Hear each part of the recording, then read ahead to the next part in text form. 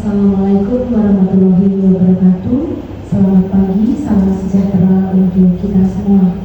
Perkenalkan, nama saya Lucia Iswandari, SEMSI. Saya merupakan salah satu dosen tetap pada program studi S1 Manajemen Universitas Cendekia Mitra Indonesia.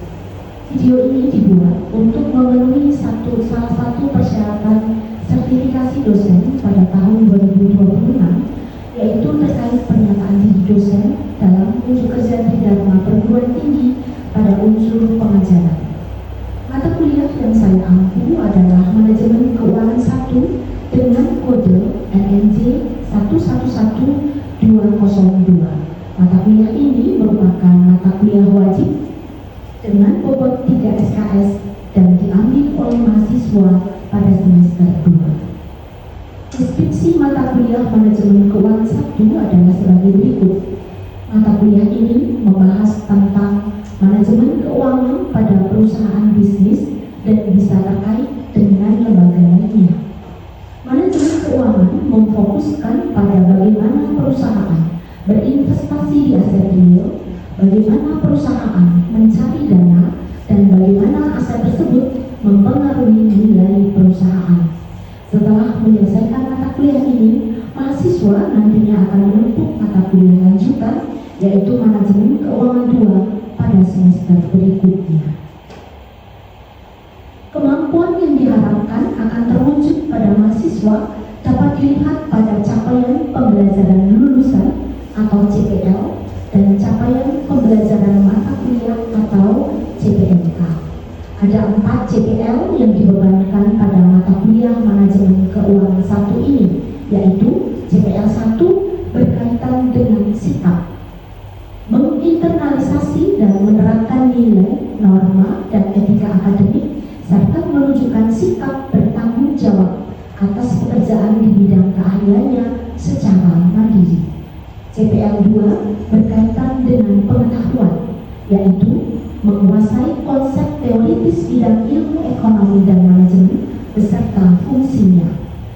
CPL 3 terkait dengan keterampilan umum, yaitu mampu menerapkan pemikiran logis, kritis, sistematis, dan inovatif dalam konteks pengembangan atau implementasi ilmu pengetahuan dan teknologi yang memperhatikan dan menerapkan nilai humaniora sesuai dengan bidang keahliannya. CPL 4 terkait dengan keterampilan khusus, yaitu mampu mengambil keputusan yang tepat berdasarkan analisis informasi dan data, serta mampu menggunakan teknik analisis data untuk pengambilan keputusan. Sedangkan untuk capaian pembelajaran mata kuliah atau CPMK adalah sebagai berikut. CPMK 1, mahasiswa mampu menganalisis laporan keuangan perusahaan serta menyusun perencanaan finansial jangka panjang berbasis arus kas. CPMK 2, mahasiswa mampu menghitung dan memformulasikan nilai waktu uang serta melakukan valuasi pada arus kas terdiskonto, obligasi, dan saham. CPMK 3, mahasiswa mampu melakukan kalkulasi dan mengambil keputusan kelayakan investasi modal dengan menggunakan kriteria net present value dan kriteria lainnya. Sedangkan CPMK 4, mahasiswa mampu mengevaluasi portofolio investasi dengan menghitung expected return dan risiko historis di bursa efek. Selanjutnya adalah materi pembelajaran. Bahan kajian atau materi pembelajaran untuk mata kuliah Manajemen Keuangan 1 terdiri dari 11 bahasan. Yang pertama, pengantar manajemen keuangan. 2, laporan keuangan dan arus kas. 3, menganalisis laporan keuangan. 4, perencanaan finansial jangka panjang. 5, nilai waktu uang. 6, valuasi arus kas terdiskonto. 7, valuasi obligasi. 8, valuasi saham. 9, nilai sekarang bersih dan kriteria investasi lainnya. 10, pengambilan keputusan investasi modal. Dan 11, beberapa pelajaran dari bursa efek. Sedangkan sistem pembelajaran atau metode perkuliahan menerapkan bentuk pembelajaran dalam perkuliahan luring sebanyak 3 SKS kali kali 50 menit atau selama kurang lebih 150 menit setiap pertemuan tatap muka di kelas. Metode pembelajaran pada mata kuliah ini meliputi pembelajaran ceramah, tanya jawab dan diskusi interaktif, studi kasus, dan diskusi kelompok yang mengedepankan keaktifan mahasiswa. Sedangkan pada pertemuan minggu ke-15, mahasiswa diminta untuk mengerjakan tugas akhir mata kuliah ini, di mana mahasiswa diharapkan akan mampu mempresentasikan hasil kalkulasi dari studi kasus portofolio investasi secara real. Tugas ini mensyaratkan mahasiswa untuk dapat bekerja dengan menggunakan data historis emiten di pasar modal. Mahasiswa memilih beberapa saham perusahaan, lalu mengumpulkan data harga saham di pasar modal dan memilih beberapa hal untuk kemudian diperhitungkan secara kuantitatif. Di sini mahasiswa akan menyelesaikan dengan presentasi suatu proyek akhir. Dengan demikian, perkuliahan mata kuliah manajemen keuangan ini akan terjadi banyak interaksi antara saya sebagai dosen dengan para mahasiswa. Untuk sistem penilaian mata kuliah sesuai dengan RPS dengan komposisi 1. Kehadiran dan partisipasi dengan bobot 20%, keaktifan dan diskusi dengan bobot 20%, tugas kuis dengan bobot 20%, dan ujian tengah semester 20%, dan terakhir ujian akhir semester 20%. Demikian telah saya sampaikan penjelasan tentang rencana pembelajaran semester untuk mata kuliah manajemen keuangan 1. Terima kasih. Assalamualaikum warahmatullahi wabarakatuh.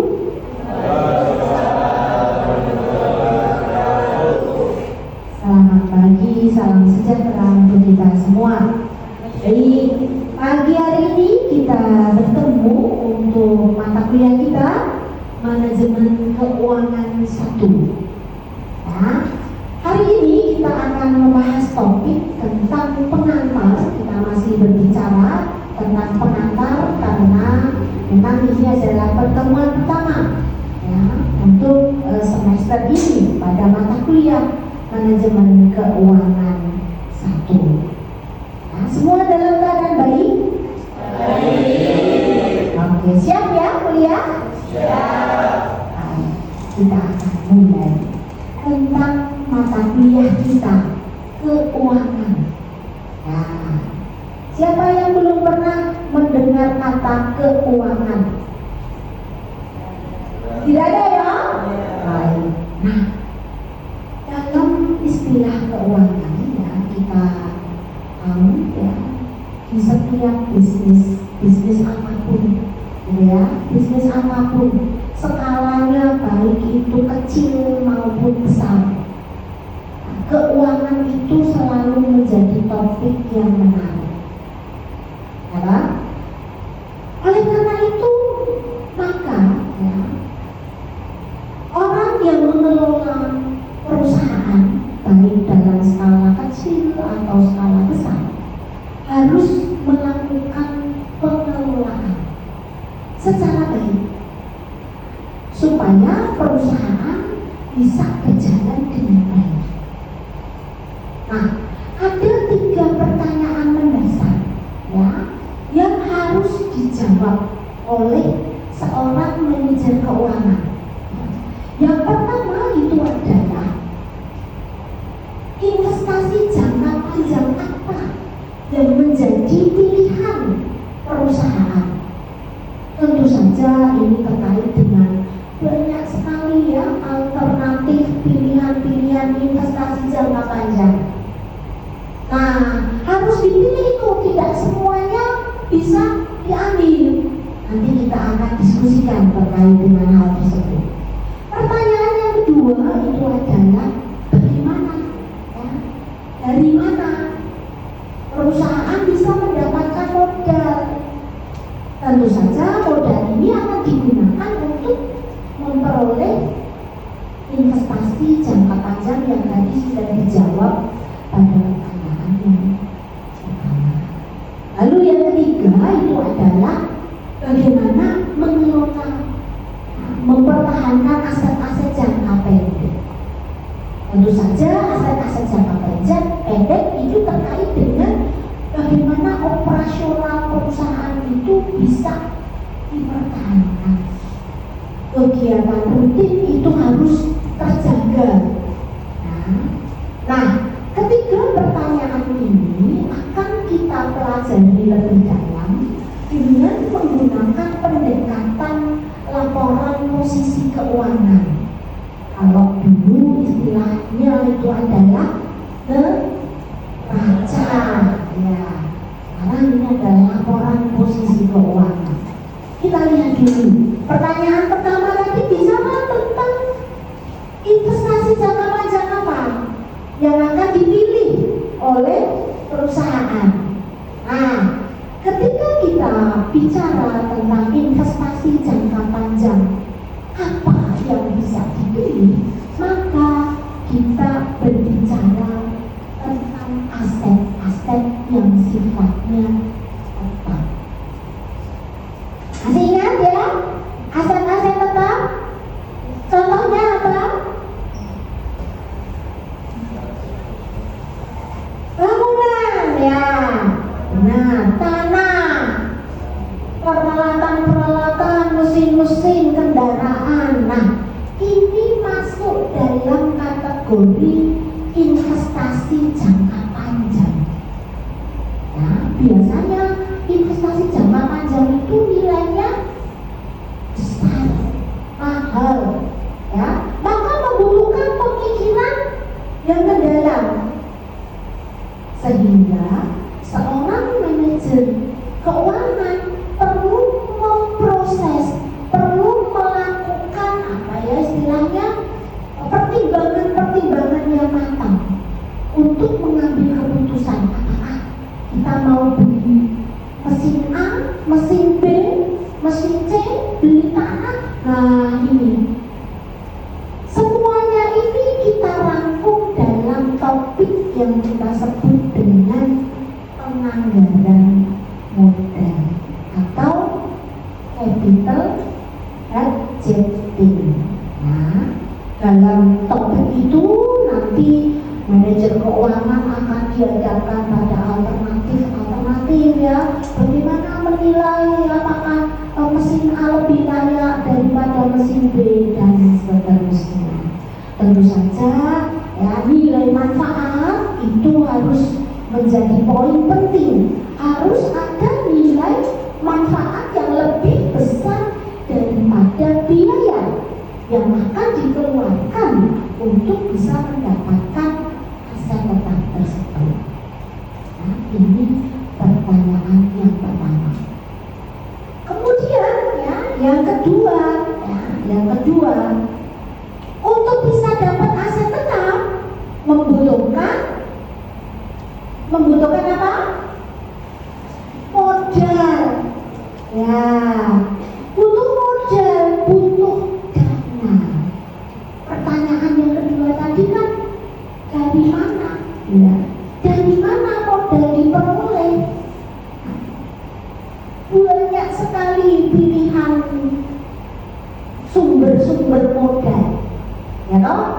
Bisa dari investor, ya. Kalau perusahaan itu sudah terbuka, berarti bisa saja modal itu diperoleh dari publik.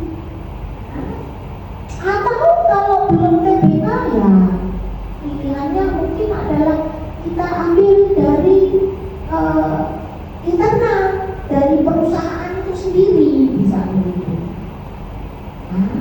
Nah, dari mana modal diperoleh? Ini berarti manajer keuangan bicara tentang struktur modal atau bangunan. Struktur modal ada di mana di laporan posisi keuangan struktur modal itu? Bisa kita lihat di sisi kanan neraca atau posisi keuangan, mulai dari utang-utang ya, atau dari ekuitas. Kalau manajer keuangan memutuskan lebih untung kita cari utang, ya berarti akan mengambil pendanaan dalam bentuk utang jangka panjang. Nah, struktur modal itu terkait dengan komposisi. Berapa banyak sih ya, modal ini diperoleh dari utang? Berapa banyak sih yang dari sendiri atau ekuitas? Nah, ya, jadi komposisi atau bauran antara utang dengan ekuitas inilah nanti yang akan dijawab ya oleh manajer keuangan untuk mempertegas pertanyaan yang kedua tadi. Nah, dari mana gitu ya? Dari mana modal itu diperoleh? Nah, kemudian yang ketiga itu adalah terkait dengan operasional harian. Nah, ketika bicara mengenai jangka panjang ya, maka jangan lupa hari ini, besok, ya 1 bulan ke depan atau sampai 1 tahun gitu ya, itu butuh apa saja. Nah, ini akan kita bicarakan dalam manajemen aset-aset jangka pendek atau yang mungkin lebih familiar di kita itu adalah manajemen modal kerja. Baik ya, tadi kita sudah membahas tentang bagaimana manajer keuangan menjawab 3 pertanyaan yang penting ya, karena pada dasarnya dalam realita ya, tidak hanya 3 pertanyaan itu yang muncul yang harus dijawab oleh manajer keuangan, tetapi 3 pertanyaan inilah yang menjadi utama ya, menjadi utama untuk bisa dijawab. Oleh karena itu, sekarang kita mau melihat nih, gitu ya, bagaimana, apa sih sebenarnya tujuan utama manajer keuangan gitu? Tujuan utamanya itu apa? Gitu ya. Tentu saja adalah meningkatkan nilai perusahaan. Caranya bagaimana untuk bisa meningkatkan nilai? Ada 2 hal. Yang pertama itu adalah harus melakukan pemilihan proyek secara cermat ya, untuk menciptakan nilai. Ya, perusahaan itu nilainya bertambah. Kalau perusahaan TBK mungkin mudah ya, kita bisa melihatnya mungkin dari kenaikan harga saham. Harga saham yang semakin meningkat itu berarti nilai perusahaan naik. Nah, contohnya begitu. Atau mungkin nilai perusahaan itu juga bisa kita lihat dari jumlah aset ya, yang semakin bertambah.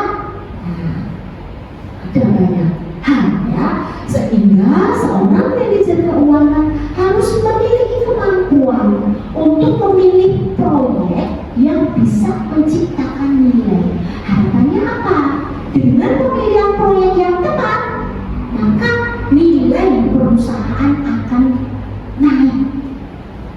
Lalu yang kedua yang bisa dilakukan oleh manajer keuangan itu adalah membuat keputusan pembiayaan yang cerdas.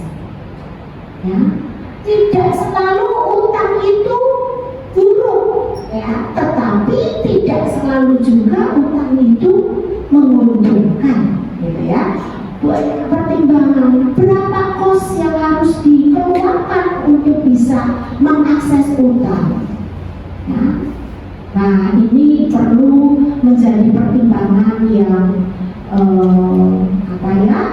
yang cukup dilakukan oleh manajer keuangan. Nah, sekarang kita beralih sedikit mengulang pelajaran di mata kuliah semester lalu, ilmu bisnis ya. Apa ya ilmu bisnis? Nah, kita akan diskusi sedikit mengingat kembali bentuk-bentuk perusahaan. Bentuk-bentuk perusahaan. Yang pertama, yang paling sederhana adalah perusahaan perseorangan. Perusahaan perseorangan itu perusahaan yang bagaimana? Dimiliki oleh 1 orang. Ya. dimiliki oleh satu orang, maka kalau dapat untung, ya untuk dirinya sendiri, ya kan? Nggak perlu saya bagi dengan yang lainnya. Oh, ini pemiliknya adalah saya, gitu ya.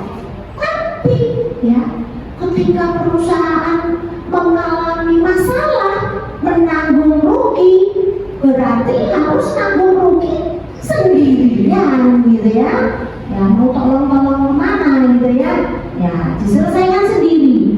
Ya, kadang-kadang untuk menyelesaikan kerugian itu sampai pada harta atau kekayaan pribadi. Ya. Ini adalah perusahaan perseorangan. Kalau di ilmu bisnis kita belajar mengenai kemudahan ya untuk bisa mendirikan perusahaan perseorangan ya. Tetapi di balik itu pun juga harus dipahami konsekuensi hal-hal yang menjadi tanggung jawab kewenangan ketika nanti mengalami masalah ya. Kalau kalian itu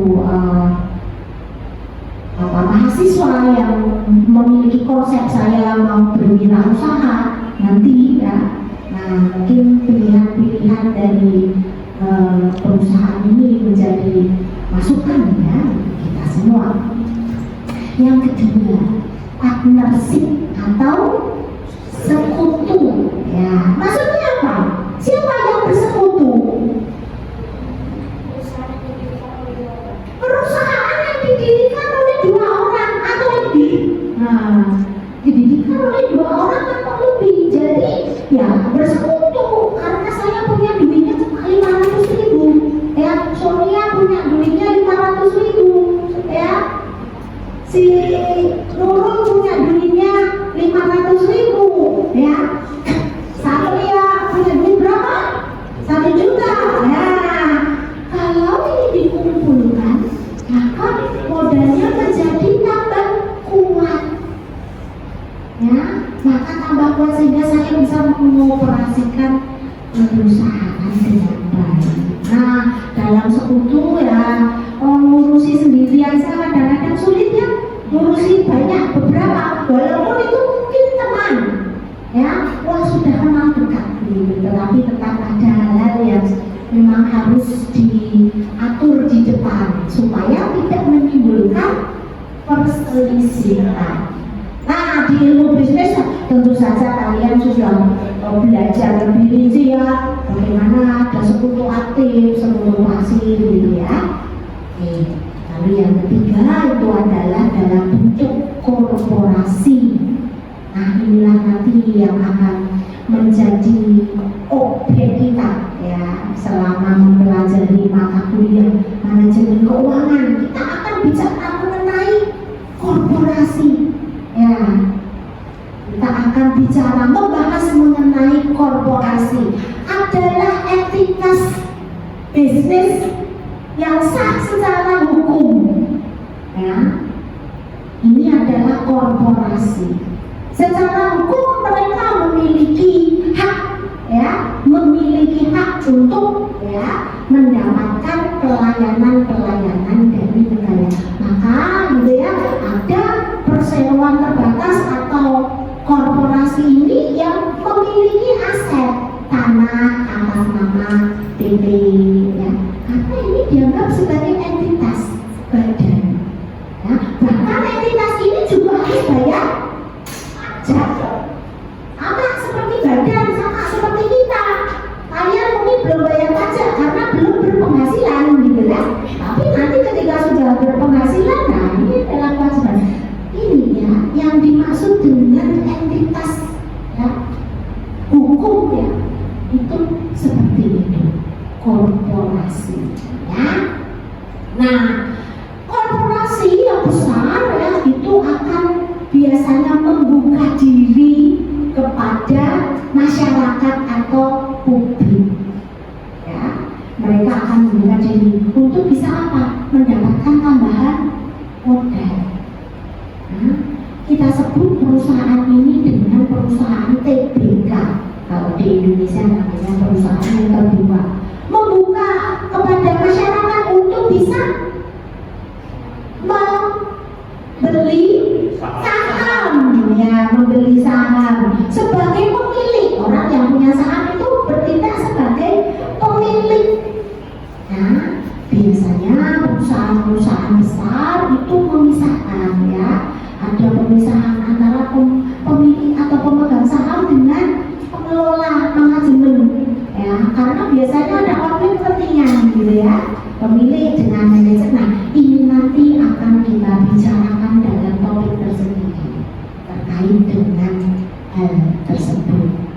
Nah, sekarang dari sekian banyak bentuk ini tadi, ya, maka kita bisa melihat nih sebenarnya tujuan dari manajemen keuangan itu apa, ya. Ada yang bilang memaksimalkan laba, ya, pokoknya labanya maksimum gitu ya. Ada juga yang mengatakan meminimalkan biaya. Nah, biaya yang aman tidak usah diambil, pokoknya meminimalkan biaya. Lalu ada juga yang menyebut sebagai memaksimalkan pangsa pasar. Dalam manajemen keuangan, ya, tujuan dari manajemen keuangan itu adalah memaksimumkan nilai perusahaan. Baik, ya, sekarang kita akan melanjutkan melihat bagaimana arus kas itu mengalir, ya, dari perusahaan ke perusahaan. Mungkin ke dulu ya, bagaimana arus kas itu mengalir ke perusahaan. Nah, kita bicara tentang berarti tadi pertanyaan yang kedua, ya, dapat modal dari mana? Nah, salah satu alternatif yang bisa dipilih oleh perusahaan untuk bisa mendapatkan modal itu adalah dari pasar modal. Dari pasar modal. Nah, caranya bagaimana? Perusahaan menerbitkan sekuritas. Ya, perusahaan menerbitkan sekuritas dijual di pasar modal, kemudian dibeli oleh investor, entah itu bentuknya saham, entah itu bentuknya obligasi. Nah, setelah dibeli oleh investor, maka arus kas akan mengalir ke perusahaan.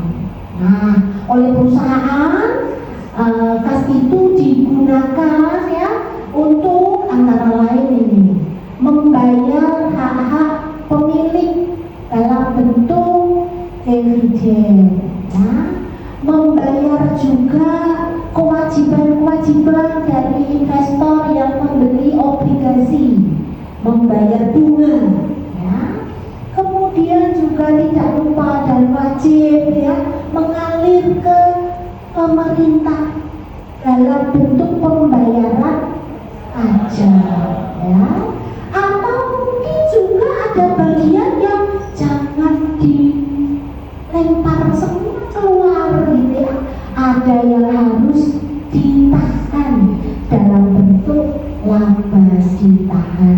Tentu saja laba ditahan itu nanti peruntukannya adalah pengembangan perusahaan secara menyeluruh. Oke? Nah, dengan demikian untuk sesi 1 kita bisa akhiri. Kita akan rehat dulu. Kita akan kembali ke kelas 10 menit ya.